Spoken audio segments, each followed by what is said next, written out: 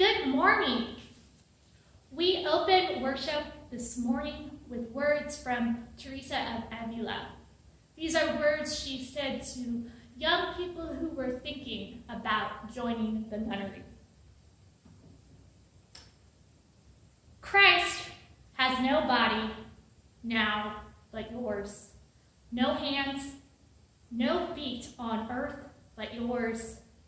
Yours are the eyes through which he looks compassion on this world. Yours are the feet with which he walks to do good. Yours are the hands which he blesses all the world. Yours are the hands, yours are the feet, yours are the eyes, and yours are his body. Christ has no body now on earth but yours. Recognizing the holy power within us all to change this world for the better, we now begin our time of worship. Good morning, everyone, and welcome to the Unitarian Universalist Church of Berkeley. My name is Catherine Boyle, and I am honored to be the Director of Family Ministry here at UUCB. My pronouns are she, hers, hers. This is a welcoming congregation, and we are always working on how to welcome and care for one another better. Whoever you are, we welcome you in the fullness of who you are. We usually have in-person worship on Sunday around 11 a.m., but these days we're sheltering in place, so we're worshiping together on Facebook Live and YouTube. But before we get started, please take a minute to prepare yourself and your space for our time together. Go grab a candle and way to light it so you can join in with our chalice lighting at home. Also, we hope you'll participate in the service by typing in the comment section when we invite you to do so. We continue to work with staff and volunteers to improve our technical aspects of our virtual services. If you experience any technological difficulties during this live stream, please message the UUCB page and one of us will do our best to help you. None of us are professional video producers or internet experts, and sometimes problems do crop up with technology that we can't control. Nevertheless, we are so glad to create space with you for all of us to connect deeply with the sacred and one another. Now, please join us in singing our opening hymn, number 131, Love Will Guide Us. The lyrics will appear on the screen.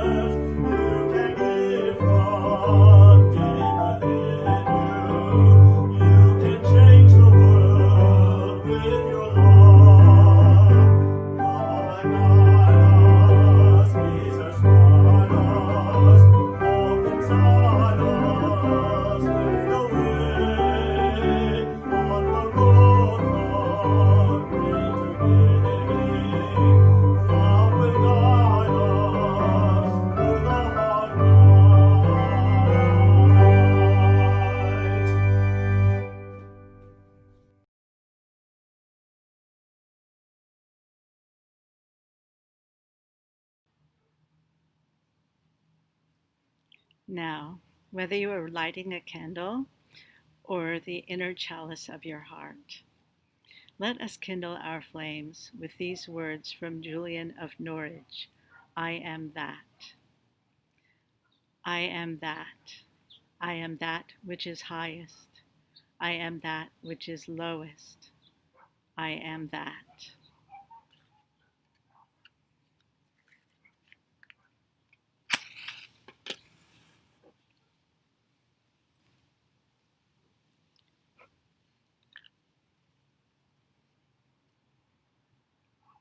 I now invite you to share in the comments where you are by writing "I carry the flame" in whatever town or city you are joining us from.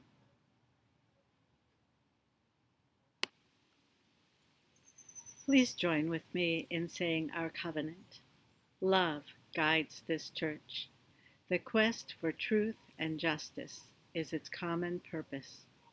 To give thanks, listen deeply, speak with care, honor our differences, and seek and grant forgiveness. These things we covenant with one another.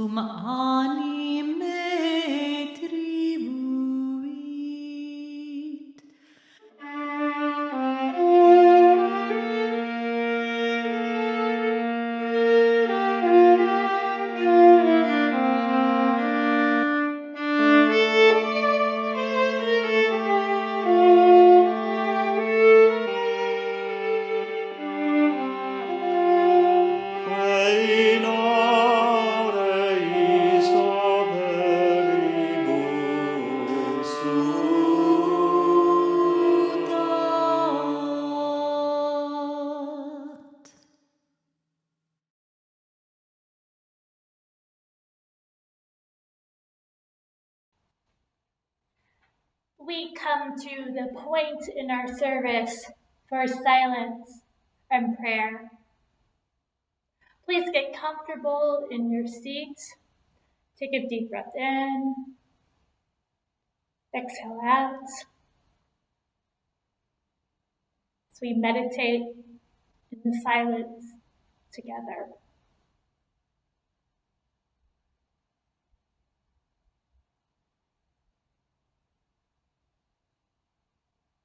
Spirit of life, God, Goddess of many names and none, resounding force, Mother, Father, Parent, Earth. We come together on this day, in this place, to be together, although we may be physically far apart. We come together to sing, although our voices may be weak and tired from protesting for justice, for mercy, for truth. We come together to share sorrows, for we are not alone in our pain.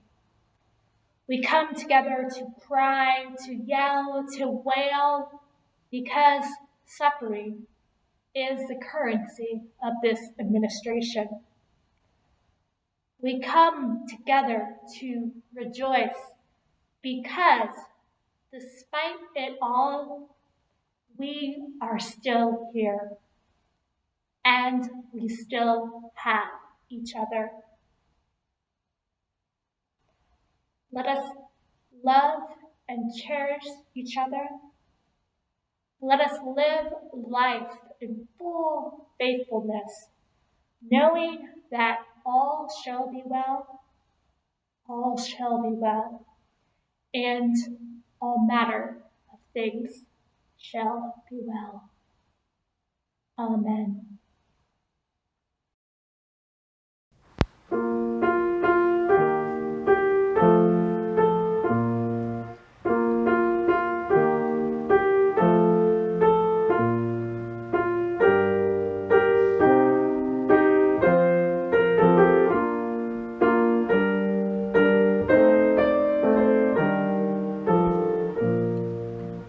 I am that great and fiery force, sparkling in everything that lives, in shining of the river's course, in greening grass that glory gives. I shine in glitter on the seas, in burning sun, in moon and stars, in unseen wind, in verdant trees. I breathe within both near and far, and where I breathe there is no death, and meadows glow with beauty's rife. I am in all the Spirit's breath, the thundered word, for I am life.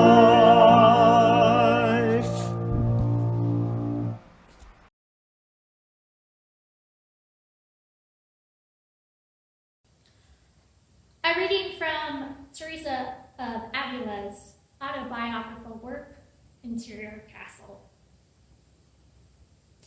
Once, when she was traveling to one of her convents, St. Teresa of Avila was knocked off her donkey and fell into the mud, injuring her leg.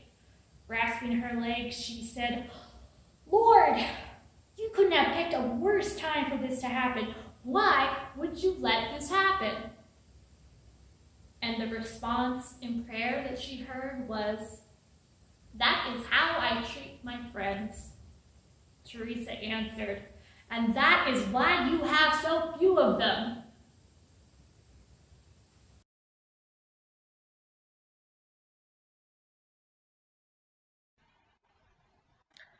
I don't know if you've been paying attention, but word on the street is that we're due for a recession. Now, taking a look at the landscape and kind of considering my options, I have decided, and I'm telling you guys, to cash out my emergency fund. And what is my emergency fund? Is it stocks, bonds? No. It's about 300 Beanie Babies. Oh, did you feel that? That ripple in the audience? Yeah, I think that would have flied. It was 1996. 2020 is a little late for the Beanie Baby craze. I don't think I'm going to be making any of my value back. That boat has sailed. It is gone, gone, gone. Now, in these situations like this, there's always the option. The person can either take it on the chin, take the loss, and say, okay, goodbye. Or they can dig deep and be way, way ahead of the trend for the next time Beanie Babies come around, probably about 2040. So today in our sermon, we're going to be exploring the lives of mystics. We're going to be talking about a group of people and how I think it took about 500 years for us to truly understand them. So the genre of mystics that we're talking about today we're talking about female medieval mystics. Most of them were anchorites. And the word anchorite is a very, very old term. But what it means is to live your life in such a way that you are cloistered away from broader society, that your focus solely becomes your relationship with the divine. So usually these people, they would live life that would withdraw them from society. So they would have limited food, limited water, limited creature comforts. There was this idea, if you blocked all the comforts, all the distractions of the world away, you could hear God's voice. You could have a deeper relationship with God.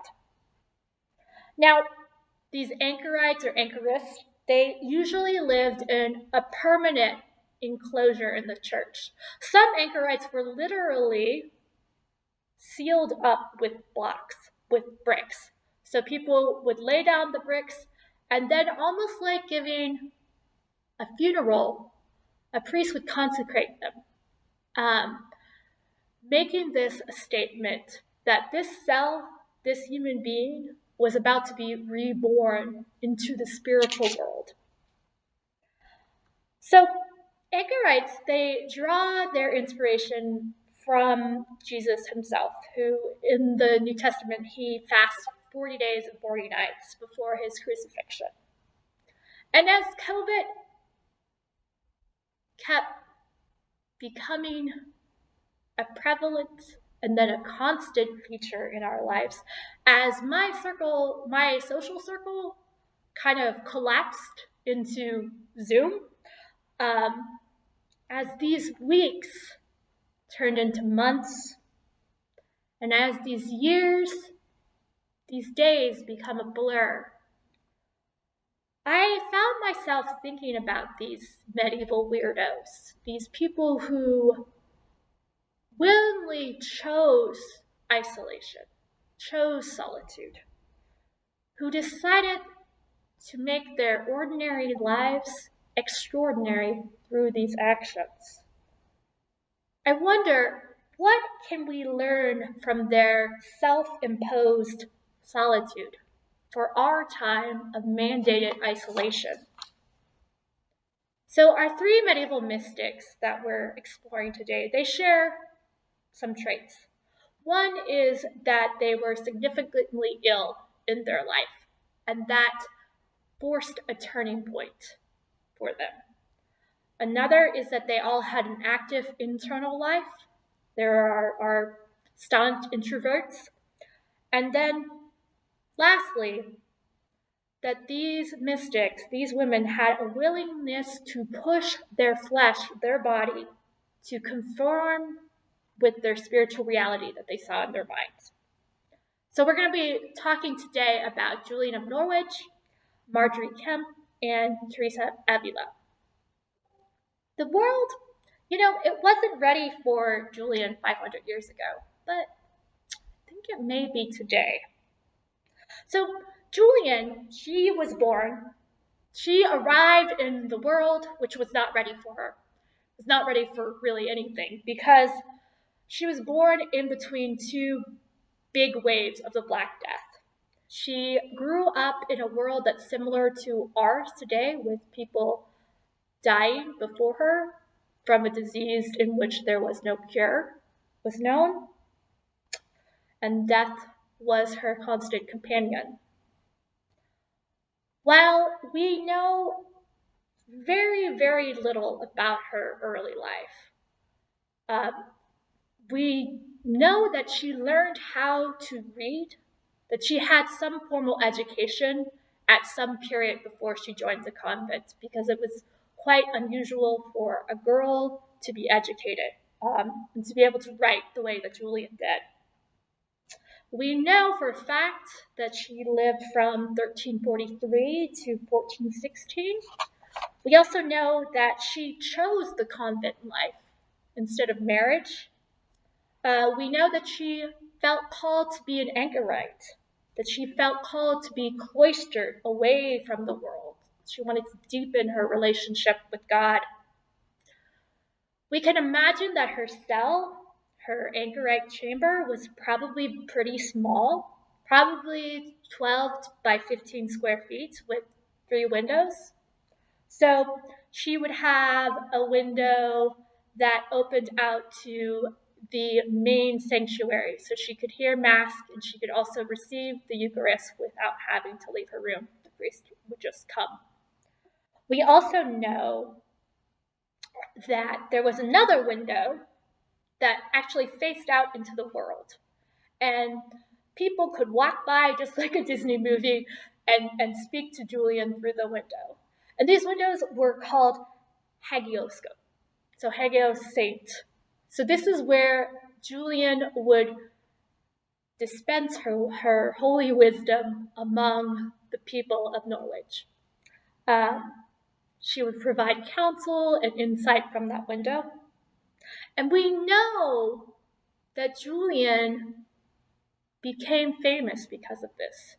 We know that there are people in the historical record who went to Norwich, England, for the sole purpose of visiting Julian. We also know that she probably had some attendants, two helpers that helped her with the washing and the cleaning and getting and receiving food. You may be an anchorite, you may be solely devoted to your spiritual life, but you still have the needs of a human body. Oftentimes in these anchorite cells, there would be a third window, which was covered by a translucent cloth, and this was mainly the only source of light for the anchorite inside there. So we lose Julian in these early years, but she shows up again on the historical records. It's when she turns 30. So she turns 30 and she is struck down with this mysterious illness. She feels weak, she feels so sick, she can't get out of bed. And in bed, she has these brilliant and awesome, I mean awesome in the old term, terrifying visions of Christ on the crucifix. These visions scared her so much she was convinced that death was on her doorstep and that she needed to get her affairs in order and get ready to leave this plane of existence. Now, it's only because of her fear of death is that we know Julian existed today. Because without her prolific writing 500 years ago, we would have really no record of her existence except for those in the town. So, among these female mystics, among these anchorites, there is a common thread that you don't see in male mystics. And this is the story, the trope of a woman being struck down by God. So a woman becomes deathly ill. She begins to see visions. She has great pain. She is withering and screaming in bed. And she is therefore confined to bed rest. Earlier in the service, we sang poetry written by Hildegard von Bingen. She was another mystic who lived about 200 to 300 years before Julian. And she was struck down with these moments of what she called fire in the head. Moments when the visions, the auras, the lights became so much that she could no longer stand. Some modern researchers think that maybe she had migraines with an aura. That could have explained her symptoms. We don't know. Marjorie Kemp and Teresa, they were also struck down by these illnesses. This is my theory, and why we see these moments of sickness, of surrender in these women mystics, as opposed to not seeing them at all from the male history. I think in this time, even a woman in a convent was still required by society to be a woman. Therefore, she was required to be a caretaker. She was required to still harvest the vegetables, still clean the rooms, still wash the linens. These things didn't stop in the nunnery. So, these dramatic turns of health gave these female mystics the social capital to foster their personal relationship with God, because society saw it as God doing it to them. It was God's choice to strike down Julian. He must have had a higher purpose for her. So it's kind of really this question, which came first? Was it the anchorite's own choosing of this life, or was it prompting by the Holy Spirit, or was it a little bit of both, chicken or the egg? And so oftentimes in these throes of these extreme visions, the anchorites, the mystics, they would pray for more, because it was more revelation, more dialogue with the holy. So, for example, Julian, upon her first vision, prayed for more, and this is what she said to God. God of your goodness, give me yourself, for you are enough for me, and I can ask nothing less. Always I am in want, but only in you do I have everything. So Julian's shaped her spiritual journey through constant dialogue with God. And as we Unitarian Universalists believe, revelation is not sealed. What that means is that the Bible is not the be-all, end-all of Christianity, of religion. The story of us and the sacred does not end with the book of Revelation. As our friends at the United Church of Christ say, God is still speaking. Now, whether these bouts of illnesses were self-induced or societal or bestowed upon these women by God himself, it's interesting to see how limited the female experience was. That to be chosen by God for this role, a woman had to suffer greatly. In fact, society required her to suffer. So Julian, she lived a singularly devoted life to prayer. She spent much of her time away from others. She lived a deep life of intention. Her act of prayer was not limited to, kneeling in the pew and then getting up and going on with the rest of her day. Her concept of prayer was her every breath, her every ordinary moment of existence. These were all part of the ongoing dialogue with the divine. So she kind of wrote God talking about her from her perspective. Behold and see that I have done all of this before your prayer, and now you are, and you pray to me. So Julian has this great way with language where she casts the human experience from the mundane and she unfurls it into a saga. It's this refusal to be passive that Julian is an excellent role model for us.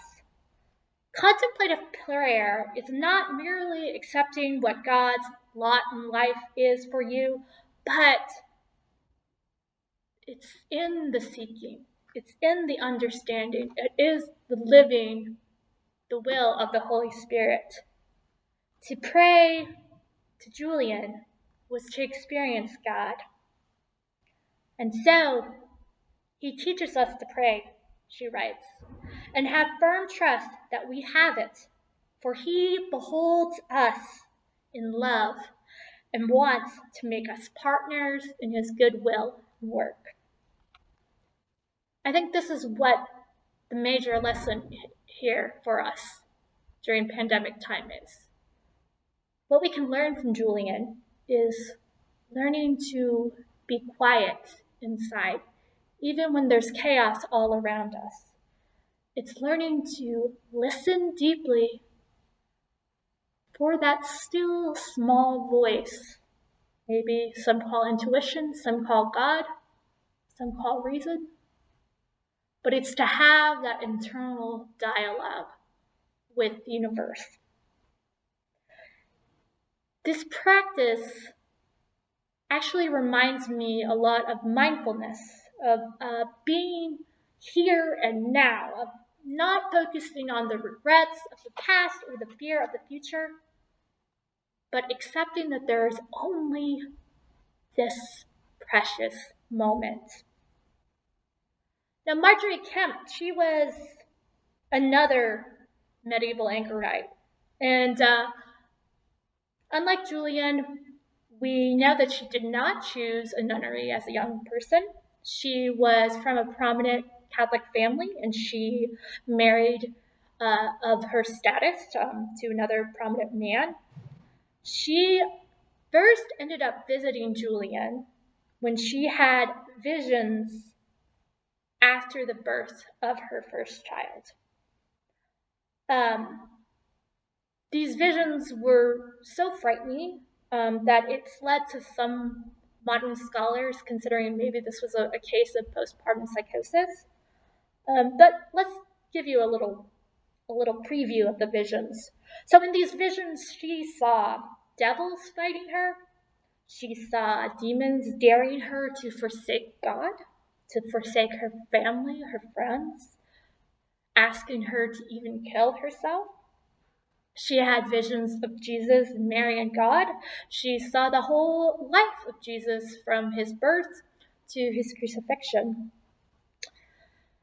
These visions gave her such pain that she went to confession multiple times a day. She wore a hair shirt, which is a purposely painful shirt. And she paid no mind to how much it made her bleed, how much it made her cry. Her only goal in life at that point was to be assured of Christ's love for her and his forgiveness of her sins. Now, it's only when somebody could share her reality of these terrifying visions that Marjorie calmed down. And this person was Julian of Norwich. Marjorie visited Julian with the sole purpose of answering this question. Am I crazy? Am I really seeing God in Jesus? Or have I lost myself? Or even worse, is this the work of the devil? Remember, this is among the time of the Black Death. Death is all around them. Satan reigns. Marjorie, I bet, wasn't the only one that was feeling a little bit bleak then. But Julian, she took her in. She let her live life with her. She watched her. She prayed with her. She ate with her.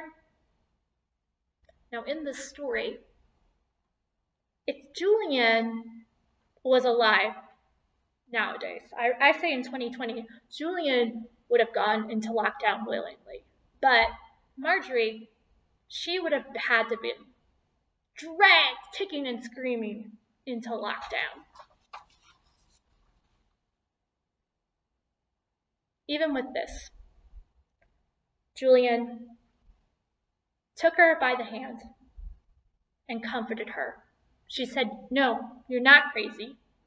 You're not the only one with these visions, these fears, these dreams. And you know what? I'm right here with you." So that's our second lesson, how to keep checking in with each other. As social creatures, we can go mad in this isolation. So it's important that we look out for each other. Anchorites had the little window that they could communicate through to the world through. We have our cell phones or our computers, help us keep in touch with one another, help us know that we're not in this alone.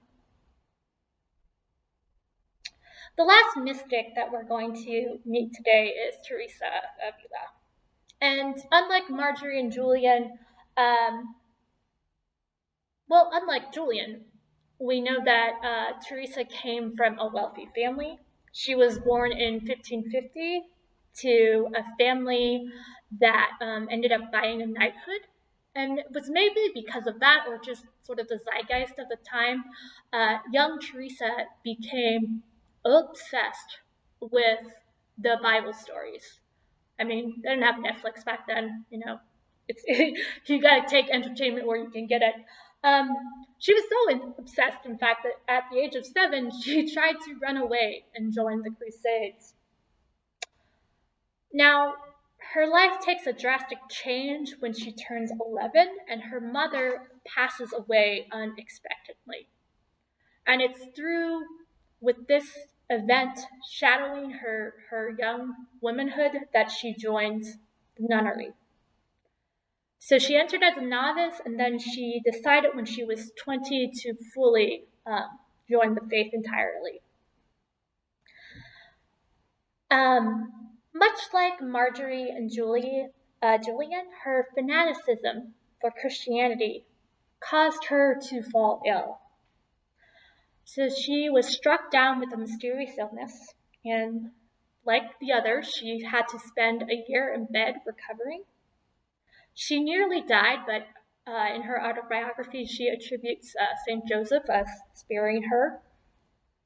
And in this time, when she was confined to her bed, she began to experience bouts of religious ecstasy. She had visions of both great beauty and horror. And to the horror of her friends, Teresa began inflicting the wounds of the stigmata on herself by her own hands. She had a vision of Jesus, who remained by her side for 2 years, despite nobody else seeing him. She also had another vision where an angel stabbed her repeatedly in the heart. Let me read a little bit from her on the vision. "I saw in his hand a long spear of gold, and at the point there seemed to be a little fire. He appeared to me to be thrusting it at times into my heart and to pierce my very entrails. When he drew it out, he seemed to also draw them out and leave me all on fire with a great love of God. The pain was so great and it made me moan, yet so surpassing was the sweetness of this excessive pain that I could not wish to be rid of it. So, Teresa wasn't the only medieval mystic who utilized pain to heighten and make manifest her spiritual reality.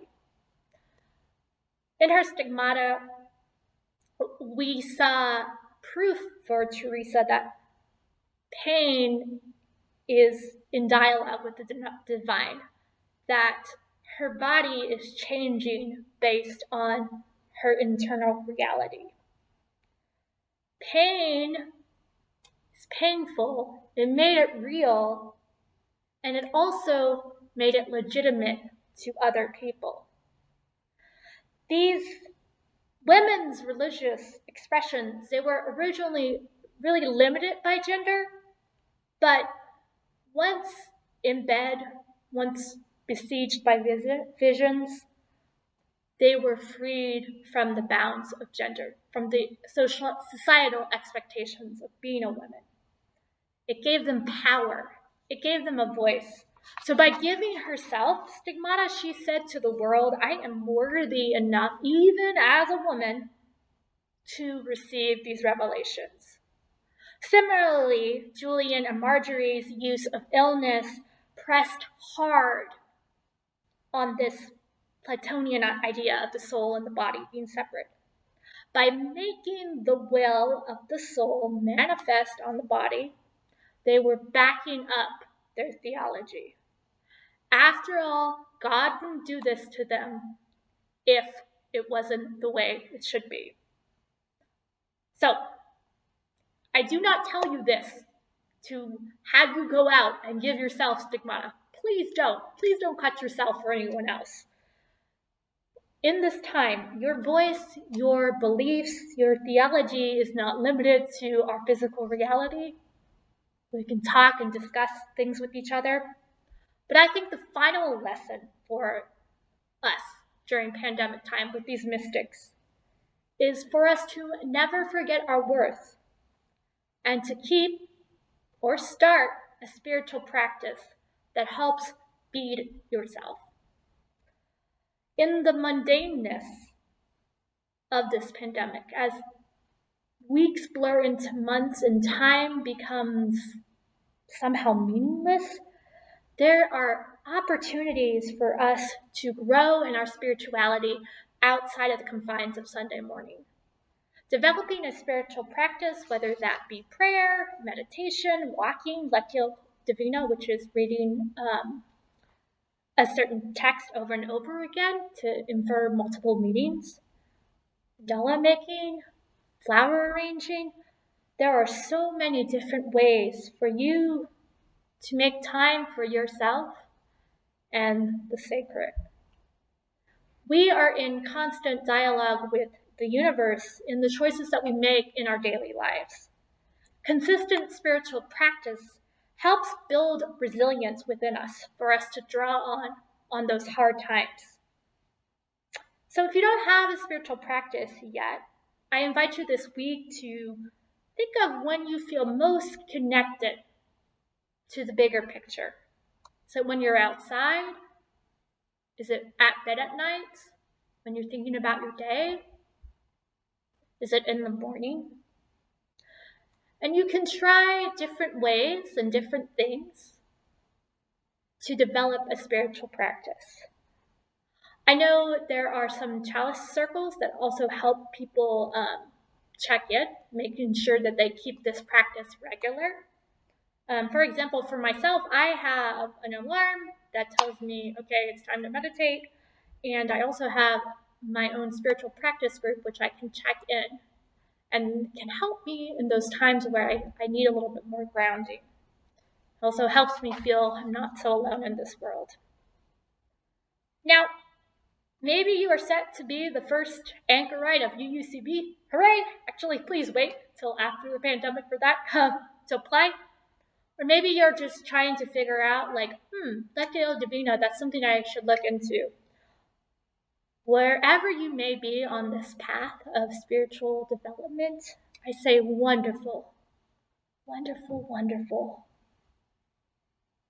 You may find yourself in this time in unexpected places, listening for that still small voice. And sometimes it may seem like there's nothing there, but keep listening. I end today with a story. A long time ago, as we were talking about in the Middle Ages, monastery life was a much more popular choice. Not so much in 1960s America. Years ago, I met a nun who came to her convent all the way from New York City. Her convent was in the middle of nowhere, Pennsylvania. The bus pulled up. My young nun friend got out. She tried to wave a taxi. No taxis came. She ended up walking to the convent from the bus stop. It wasn't that much. It was about 5 blocks. I said, "Why did you go to Danville, Pennsylvania, of all places?" She looked me in the eyes and said, "I trusted God would put me where He needed me." Now, she was needed in that town. She served as a trauma bay chaplain for the only trauma bay hospital within 13 counties. So it served a huge population. So many patients came and went under her care. So many patients were touched by her love, her grace, her spirit. May we continue this tradition of living our truth to the fullest as we travel on this journey of life together. May we serve each other with as much love and wonder as our ancestors did before. My friends, may the universe bless you and keep you. Amen.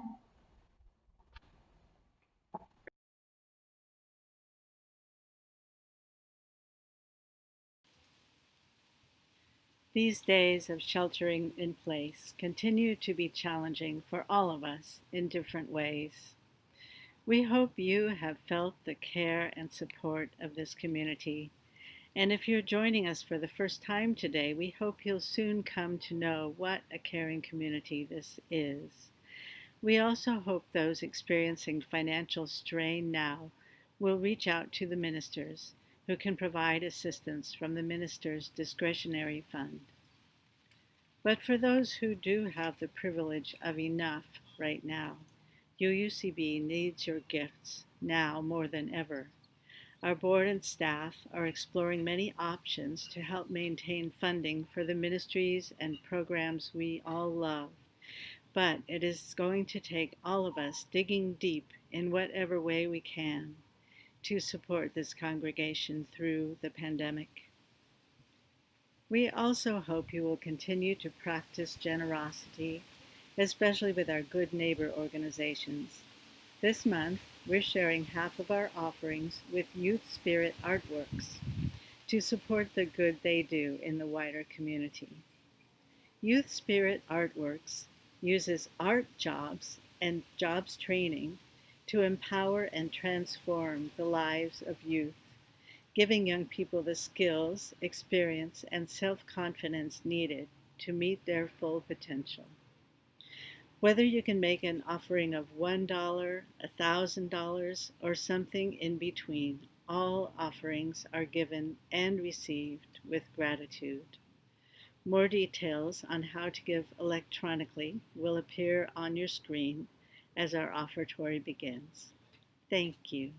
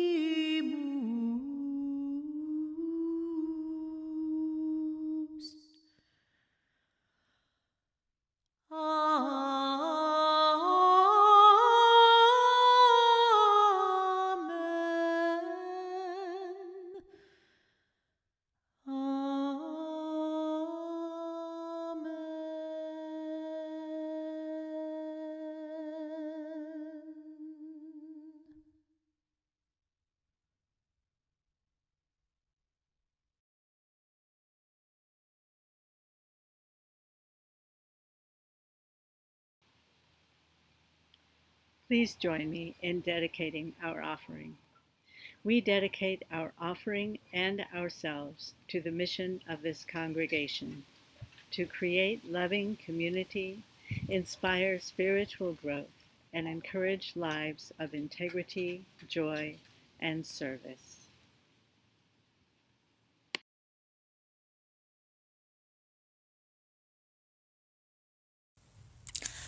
Our closing reading comes from the historian Jean Leclerc with this piece of art by medieval mystic and visionary Hildegard von Bingen.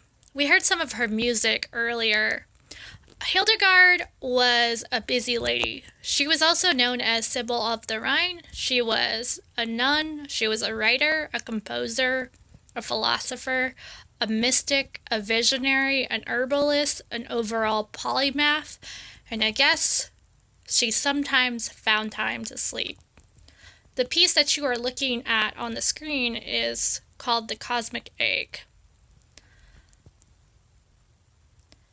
To combine a patiently acquired culture with a simplicity won through the power of fervent love, to keep simplicity of the soul in the midst of the diverse attractions of the intellectual life, and in order to accomplish this, to place oneself and remain firmly on the plane of conscience, to raise knowledge to its level and never let it fall below. This is what the cultivated nun succeeds in doing. She is a scholar. She is versed in letters. But she is not merely a woman of science, nor a woman of letter, nor an intellectual. She is a spiritual woman.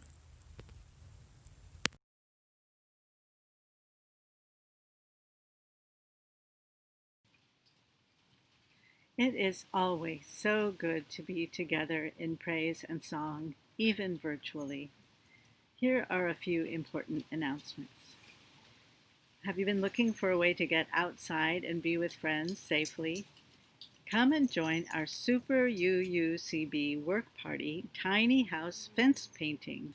Families, children, all are encouraged to pull weeds or paint blessings and prayers on fence boards, which will be installed around the tiny houses in Oakland. The work party takes place from 8:30 a.m. to 12 p.m. on August 1st. You can find more information in the special events portion of our website. And the second announcement, for our August 2nd service, Jim Gasparini will be leading us in a blessing of the animals. We invite you to send pictures and very short videos, under 20 seconds, of your favorite beastie to webcontent@uucb.org. Include the names of the animal and their human companions or neighbors, and a few words about their importance to you.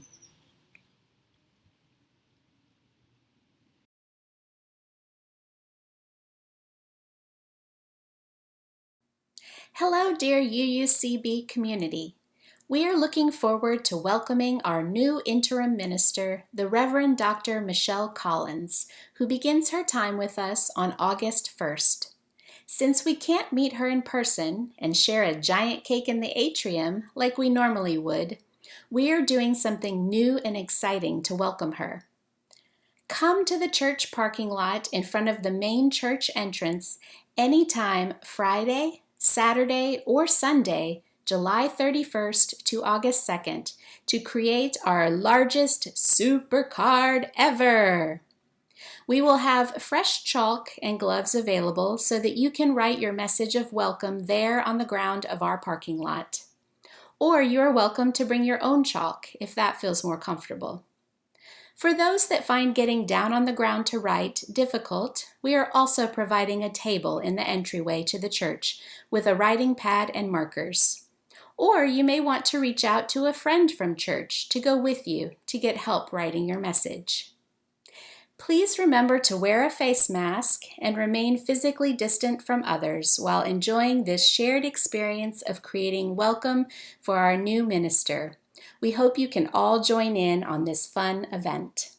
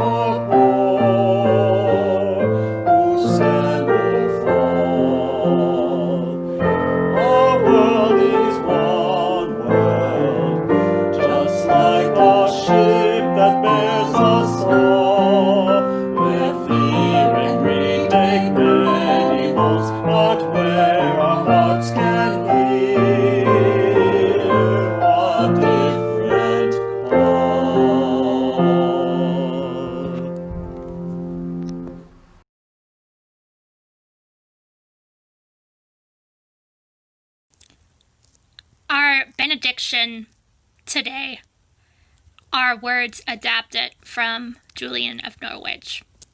We have an icon of her, and if you didn't know, Julian wasn't 100% alone in her cell. She did have some friends of the feline persuasion.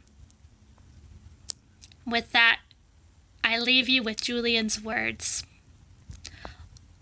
Love alone is enough. Let nothing upset you. Let nothing startle you. All things pass.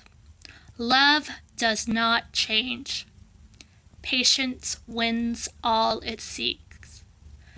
Whoever has love lacks nothing. Love alone is enough. Amen.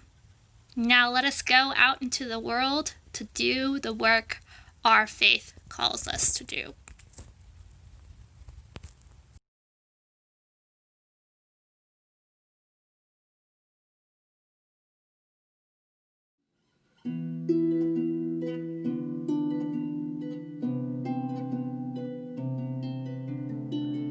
Fierce, godlike, and warlike, and strong like only sun show, and there's sad like, and mad like, and had alike we know.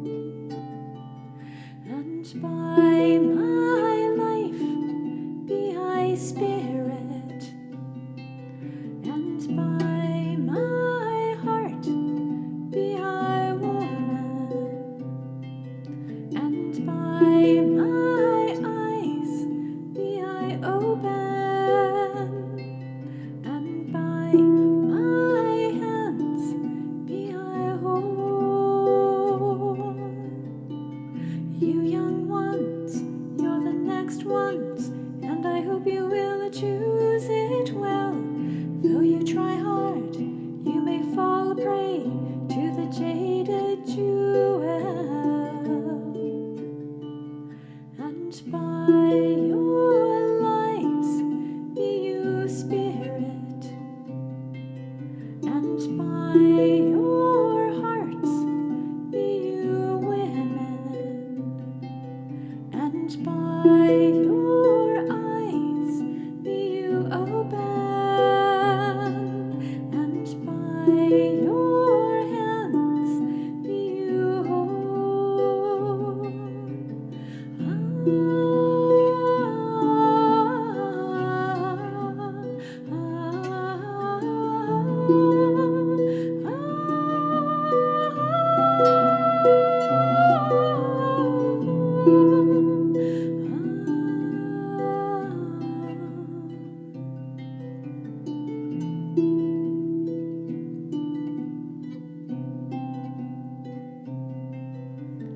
Listen, there are waters hidden from us. In the maze we find them still. We'll take you to them. You take your young ones. May they take their own in turn. And by our lives be we spirit, and by